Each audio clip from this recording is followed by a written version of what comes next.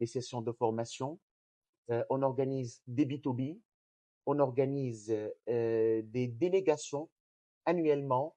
On organise une délégation, on part à Dakar avec des hommes d'affaires, donc dans différents secteurs. Inch'Allah, notre prochaine délégation que je vais annoncer actuellement, c'est après le Ramadan. On va avoir une délégation, on va partir à Dakar. Inch'Allah. Ce pays me manque. Ah, Voilà. comme toujours, vous êtes le bienvenu. Moi, je suis moitié tunisien, moitié On sénégalais. vous récupère. Vous êtes sénégalais. Vous êtes une terre d'accueil, la terre du Teranga. C'est vrai. Voilà. Donc, la chambre, Mhm. elle est ouverte pour tout le monde, Mhm. pour tout homme d'affaires, pour tout prestataire de service Mhm. qui souhaite investir à Dakar. Donc, on est ici pour l'accompagner de A à Z, Mhm. la prise de rendez-vous, Mhm. le mettre en contact avec les institutions d'État sénégalais. Mhm. Et je profite de cette occasion pour saluer nos partenaires, la Chambre de commerce de Dakar, Mhm. la CNES. Mhm. Je salue également la CEPEX. Mhm.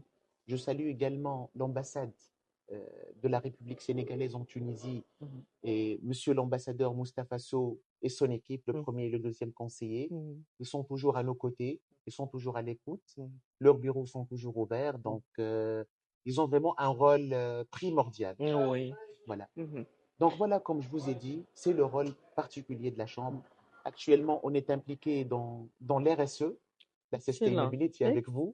Voilà, Oui. c'est une nouvelle brèche qu'on vient de créer Excellent. et nous comptons à travers l'événement. Mhm. Ils m'ont donné beaucoup d'idées pour assister nos sociétés, pour les préparer pour demain, le Excellent. monde de demain, le Excellent. monde de l'RSE. Mhm. Donc voilà. Et justement, en parlant de ça, en parlant des RSE, on va directement aujourd'hui parler d'innovation parce qu'on est dans une ère digitale et numérique. Comment vous arrivez à suivre les jeunes, justement, à les aider, à les accompagner, parce que on est dans une ère quand même numérique Tout à fait. et c'est assez, on va dire, difficile plus ou moins de faire la transition entre l'ancienne, la version classique, le fonctionnement classique auparavant.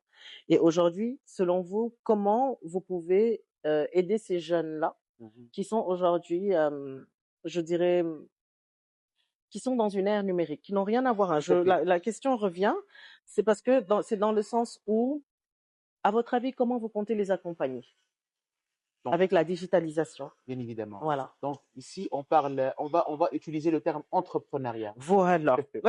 C'est le terme le plus frappant. Oui. C'est le terme qui est à l'air du temps Mhm. avec cette jeunesse Mhm. dont je faisais partie, dont vous faites partie.